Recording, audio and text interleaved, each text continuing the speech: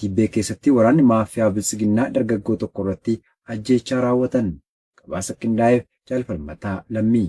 Godina lixa shagaraanaa Baakoo Tibbee ganda waraadii Somboo jedhamurraan loltoonni maafiyaa bilisiginnaa gaafa guraandhala 22/2026 dargaggoo Balaachoo Gabayyoo jedhamu haala nama gaddisiisuun ajjeesanii gatu jiraattonni gandichaa irraa biyyoolessa Oromiyaatti himan. Dargaggoon kun deemaa abdii fi egeree Oromiyaa umuriin isaa ganna 18 ta'e yoo ta'u loltoonni bilisiginnaa yakka tokko malee akka bineensaatti ilmaan Oromoo ajjeesuu waraana taasifatan. Mana maatii isaa keessaa erga ukkaamsanii booda gandoota baadiyaa keessa oliif gadi naannessaa turuun rasaasatti roobsanii ajjeesuun baramee jira. Hawaasa naannoo biratti dargaggoo jaallatamaa kan ta'e Balaachoon hirmaannaa dhaaba siyaasaa kam keessaa osoo hin qabaanne cubbamtoonni waraana PP ajaja abbaa isaanii Koloneel Abiyyi Ahmed irraa fudhataniin waraana bilisummaa Oromoo deeggarta maqaa jedhuun yakkanii haala suukanneessaa ta'een ajjeesanii gatuun ifoomeera. Aanicha guutummaa fi kutaalee Oromiyaa mara keessatti loltoonni bilisiginnaa sobanii afaaniin nagaa lallabaa ifatti immoo diinummaa fi amala abbaa hirrummaa isaanii ilmaan Oromoo hunda irratti agarsiifataa kan jiran ta'uun addatti dargaggoota irratti xiyyeeffachuun badii tokko malee Oromummaa isaanii qofaaf yakkuun ukkaamsanii hidhuu hanga gara jabinaan ajjeesuutti dararaa ammeessanii jiru. Aanaa Artummaa Furseetti duula duguuggaa sanyii finxaaleeyyiin Amaaraa faannoon hawaasa nagaa irratti bananiin harmee tokko dabalatee namoonni 5 ol yoo madaa'an qabeenyaan jiraattotaas barbadaa'uun ibsame. Yaana Mansiis Kaayyoo waan qindeeffate qaba. Godina Walloo aanaa Artummaa Furseetti daangaa Amaaraa magaalaa Makkoo jedhamu biratti kan argamu ganda Facoo jedhamuun beekamutti guraandhala 25/2026 ganama bariirraa eegaluun dhukaasa finxaaleeyyiin Amaaraa faannoon humna guddaan dhufanii uummata gandichaa afaan Soomaan jiru irratti hanga galgalaa bananii oolaniin haadha ilmaanii tokko dabalatee namoonni 5 ol madaa'uun himamee jira. Namoota humna badii finxaaleeyyii Amaaraa faannoo kanaan ganda Facoo fi Elamoo irraa madaa'an keessaa ammaaf kan maqaa argannes haadha ilmaanii kan taate Aadde Hawwaa Yusuf Adam, Aliyyi Baalee fi Aliyyi Ahmad Hussein kanneen jedhaman hoggaataan namoonni maqaan isaanii nugee fi nungeenni madaan kunneen meeshaalee waraanaa gurguddaan waan rukutamaniif madoon isaaniilee ulfaataa ta'uun hanga yeroo gabaasni kun qindaa'atti mana yaalaatti du'aa fi jireenya gidduutti kan argamanii fi lubbuun hafuun isaanii shakkisiisaadha jechuun jiraattonni sodaa qaban Oromiyaa Naashinaal Miidiyaaf gabaasanii jiru. Meeshaalee waraanaa fageenya dheeraa deemuu danda'an finxaaleeyyii Amaaraa kanaan gara qe'ee hawaasa ganda Elamoo fi Facootti darbatamaa oolanis namoonni 5 ol madaa'uun cinattis manneen namootaa fi loon jiraattota hedduun barbadaa'u fi daa'immanii fi manguddoonni gara itti baqatan dhabuun mana keessatti dhukaasan burjaaja'uu fi sodaa hamaa keessa galuun qaamaa fi qalbiin isaanii miidhamaa jiraachuu ibsaniiru. Finxaaleeyyii Amaaraa kun guyyuma kana aanaa Artummaa Fursee bakkeewwan akka Jaarraa fi Giraar jedhamutti gara galgalaa riphanii dhukaasa namoota loon tiksaa turan irratti bananiin loon jiraattota 4 ol madeessuu fi dhukaasaan naannicha jeeqaa turuutu dubbatama. Guraandhala 25/2026 guyyuma finxaaleeyyiin kunneen duula duguuggaa sanyii uummata nagaa irratti bananii namoota hedduu madeessuun qabeenya namootas barbadeessanii naannicha jeeqaa turanitti bulchaan godina Walloo Ahmed Ali Abbaa Afroo fi bulchaan aanaa Artummaa Fursee obbo Ahmed Muhee waliin ta'uun maqaa uummata Oromoo fi uummata Amaaraa walitti araarsina jedhuun konkolaataa afuriin gara ganda Ashawwaaluuta jedhamu iddoo dhukaasni biratti gaggeeffamaa jiru deemuun osoo namoonni nagaan finxaaleeyyii faannoon madaa'an madoon isaanii lafa hin kaa'in maqaa araara jedhuun uummatatti qoosaa fi akka waan hawaasni kun ofii jeequmsa uumetti lafa dheeda loonii daangaa Amaaraa maaf loon geessitan jechuun uummata doorsisaa turuu ibsaniiru. Akka jiraattonni onichaa jiranitti bulchaan godina Walloo kun eenyummaa keenya akka dhabamsiisaniif finxaaleeyyii Amaaraa faannoo ofii nurratti duulchisee osoo nuti ganda keenya keessa gadi hin bahin ajjeefamaa fi madaa'aa jirru akka waan nuti daangaa Amaaraa ofii deemnee fakkeessee nu doorsisuu fi duula eenyummaa keenyaaf nurratti gaggeeffamaa jiru akka waan namni dhuunfaa dhagaa bu'uuraa irratti wal dhabetti qaanii malee dubbatee haqa keenya awwaaluu isaa ni balaaleffanne jechuun dabalanii dubbataniiru. Aanaa Saqqaa Coqorsaa keessatti jaleewwan bilisiginnaa sababa waraqaa eenyummeessaa dijitaalaa baafadhaa jedhuun hawaasa saamaa jiraachuun himame. Dabalatasaaf Jaaleeraan Gameessaa. Godina Jimmaa aanaa Saqqaa Coqorsaa gandoota akka Meexxii, Abbayyii, Gibee Boosoo, Ushaanee Qoocee fi kanneen biroo cufa keessatti lukkeeleen bilxiginnaa guraandhala 23/2026 irraa eegaluun maqaa waraqaa eenyummeessaa dijitaalawaa baafadhaa jedhuun nama tokko irraa qarshii 1,000 fi isaa ol guuraa jiraachuu jiraattonni dubbisne tokko arraata biyyoolessa Oromiyaatti himanii jiru. Akka jiraattonni himanitti namni waraqaa eenyummeessaa haarawaa kana hin qabnes filannoo filachuu fi bakka kamittuu socho'uu hin danda'u jechuun poolisii tiraafikaa dabalatee jaleewwan sirnichaa hundi hawaasa aanichaa dararaa jiraachuu dubbatu. Ergamtoonni murna bilxiginnaa dantaa dhuunfaa isaanii guuttachuuf jecha uummata Oromoo irratti haala duraan barameen olitti saamicha ulfaataa raawwachaa kan jiran ta'uun ni beekama. Aanaa Gaasaraa fi Agaarfaa keessatti waraanni murna PP uummata dararaa jiraachuun himame. Gabaasa kanaaf Jaalirruu Dhugaa.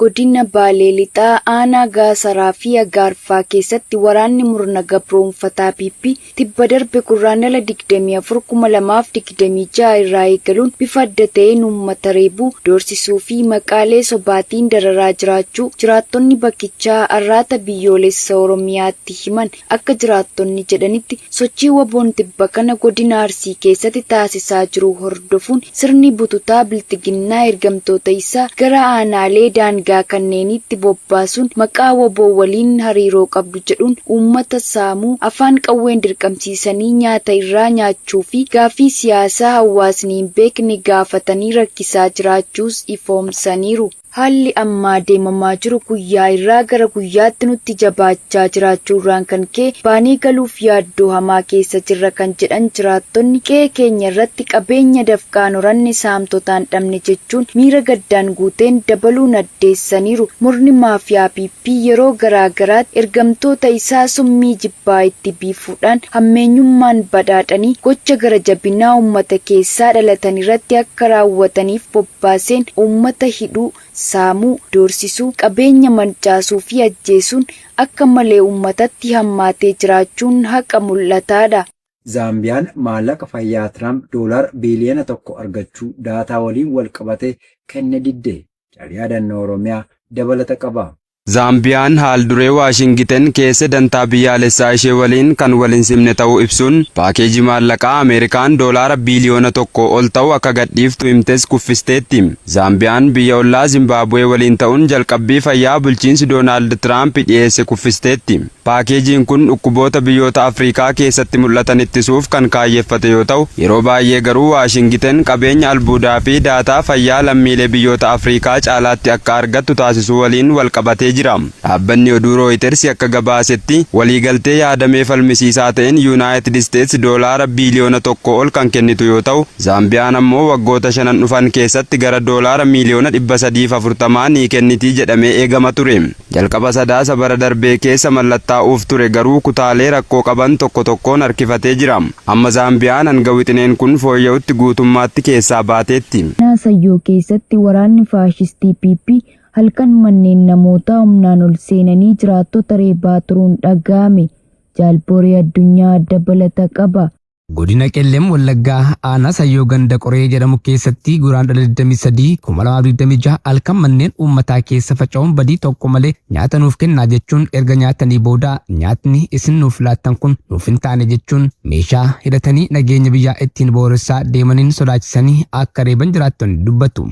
Waraanni ergama namdara leenjanii ba'an kunneen ajaja qaama isaanii olii irraa fudhatanii ba'an guutummaa guututti uummata nagaa siyaasa kam keessaa hin qabne ija shakkiin ilaaluun miidhaa qaamaa akka fedhanitti irratti raawwachaa jiru. Sabicha duguugee lafa irraa balleessuuf kan duuba deebi'ee hin beekne Koloneel Abiy Ahmad jibba uummata Oromoof qabuuf sirriitti beeksifatee kan jiru waggaa ta'u tiksitoota isaa Oromiyaa keessatti bobbaasuun dhalli namaa akka inni jireenya garadoo jiraatu gochisiisaa jiraachuun isaa dhugaa mul'atudha. Dhiigni ilmaan Oromoon gara aangootti dhufee erga aangoo qabatee aalam jeeffatee booda ilmaan Oromoo kutaaf lagaan qoodee abbaa fi ilma wal ajjeessaa obbolaa garaa tokko gargar baasuun sirnoota Oromoon dura ittiin cabe haaromsuun duguuggaa sanyii Oromiyaa irratti raawwachaa jiraachuun isaa dhugaa yoomiyyuu aalamuu hin dandeenyedha. Aanaa Limmoo keessatti ergamtoonni bilxiginnaa qonnaan bultoota ukkaamsanii gara leenjii waraanaatti guuruu cimsanii itti fufan. Jaalkennaa sabaa dabalata qaba. Tiksitoonni barcuma abbaa irree Koloneel Abiy Ahmad kufaatii siyaasa diinagdee gama maraan empaayeratti mudate irraa ka'uun ilmaan Oromoo ukkaamsanii gara mooraa leenjii sirnichaatti guuraa jiraachuun kan beekamu yoo ta'u, haaluma kanaan godina Baha Wallaggaa aanaa Limmuu ganda Odaa Lalisaa jedhamu keessatti gaafa gurraandhala 21/2026 qonnaan bultoota maqaan isaanii Amba'uu Biiftuu, Ifaa Mararaa, Faqqadaa Dabaloo, Moosisaa Yaadataa fi Bayyanaa Gammadaa jedhaman mana jireenya isaaniitti ukkaamsuun gara waraanatti geessuu maddeen arraata biyyoolessa Oromiyaatti himaniiru. Akka maddeen himanitti qonnaan bultoonni kunneen abbaa maatii akka ta'an eeruun lukkeeleen gara jabeeyyii biltsiginnaa immoo fedhii isaanii malee afaan qawween dirqamsiisanii akka qaban jiraattonni gandichaa dubbataniiru. Faashistichi Abiy Ahmed kufaatii diinagdee gama maraan eempaayeratti mudate irraa ka'uun ergamtoota isaaf ajaja kennee qe'ee uummata Oromootti bobbaasuun sarbamiinsa mirga namoomaa daangaa darbe irratti raawwachiisaa kan jiru ta'uun ni beekama. Aanaa Abbee Dongoroo keessatti shiftoonni murna maafiyaa piippiin bobbaafaman finxaaleeyyiin Amaaraa uummata Oromoo ajjeesuu ammeessan. Gabaasa qindaa'eef jaal amansiiskaayyoo. Godina Horroo Guduruu Wallaggaa aanaa Abbee Dongoroo bakka Hurruusa jedhamu keessatti gurraandhala 25 2026 shiftonni murna maafiyaa piippiin bobbaafaman finxaaleeyyiin Amaaraa namoota nagaa ajjeesanii jiraachuu jiraattonni bakkichaa arraata biyyoolessa Oromiyaatti himan. Akka jiraattonni bakkichaa jiranitti shiftonni kunneen dhiyeessii nyaataa fi deeggarsa meeshaalee waraanaa gurguddaa murna biltsiginnaa argachuun yeroo garaagaraatti gocha gara jabinaa nurratti raawwataa jiru. Qe'ee keenya irratti barri bara dawwee nutti ta'ee jiraachuuf filannoo dhabnee qaama xiyyeenya hin qabnu birmataa dhabnee ajjecha suukanneessaa simannee jiraataa jira jechuun dabaluun dubbatu. Dargaggoo maqaan isaa Dachaasa Asabaa jedhamu dabalatee hiriyoota isaa maqaannoon qaqqabeen jiru namoota 3 bakka tokkotti ajjeesuu kan addeessan jiraattonni uummanni bobbeegaluuf yaaddoo hamaa keessa jiraachuu fi murni impaarettiin bulchuuf hin jedhus shiftoota kana callisee nurratti ilaalaa jira jechuun himanii jiru. Murni kallattiinis ta'e alkallattiin uummata Oromoo irratti duguggaa sanyii raawwataa jiru biltsiginnaan shiftoota durattuu jibbaa fi diinuma uummata Oromoo qaban walitti qabee leenjisuun araddaa Oromoo keessa bobbaasuun qabeenya uummatichaa gariin saamsisaa kaan ammoo ibiddaan mancaasaa qeerraa buqqaasuun lafa daangaarraan saamuu gara jabinaan ajjeesanii gatuu ibiddaan gubuu fi daba afaaniin dubbachuun ulfaatu hedduu saba qulqulluu irratti dalagaa fi dalagsisaa jiraachuun akka mul'ataadha. Aanaa baddannootti saamichaa fi hidhaan loltoota maafiyaa bilxiginnaan jiraattota irratti raawwatamu jabaatee itti fufe. Jaalwabii biyyaa waan qindeeffate qaba. Godina Baar Argee aanaa baddannoo araddaa Gooroo Wadoo keessatti ergamtoonni faashistii biltsiginnaa maqaa adda addaa da'oo godhachuun hawaasa saamanii dantaa dhuunfaa isaanii irra oolfatan gurraandhala 22 irraa eegaluun maallaqa nageenyaa kaffalaa jechuun hawaasa dirqamsiisanii qarshii 700 guuraa jiraachuu jiraattonni araddichaa arraata biyyoolessa Oromiyaatti himan. Jaleewwan biltsiginnaa maqaa kaffaltii nageenyaa kennuu diddan isin farra nageenyaatti erga maqaa biraa qabdu jedhuun yakkanii gurraandhala 23 2026 qonnaan bultoota obbo Mahammad Abdul Karim, obbo Mahammad Hayimadee Muudee, obbo Mahammad Asoo Hayimad jedhamanii fi kanneen maqaan isaanii adda hin baane danuu hidhaatti darbatanii dararaa jiraachuun baramee jira. Kana malees aanuma kana magaalaa Furdaa jedhamurraa sulukkeeleen saamichaan dantaa dhuunfaa isaanii guuttatan torban darbirraa eegaluun maallaqa paartii fidaa jechuun dirqamaan qarshii 300 guuraa jiraachuun ifoomeera. Akkuma aanichaa fi baarattii guutummaa keessatti jaleewwan biltsiginnaa maqaa gosa kaffaltii adda addaa hawaasatti dha'uun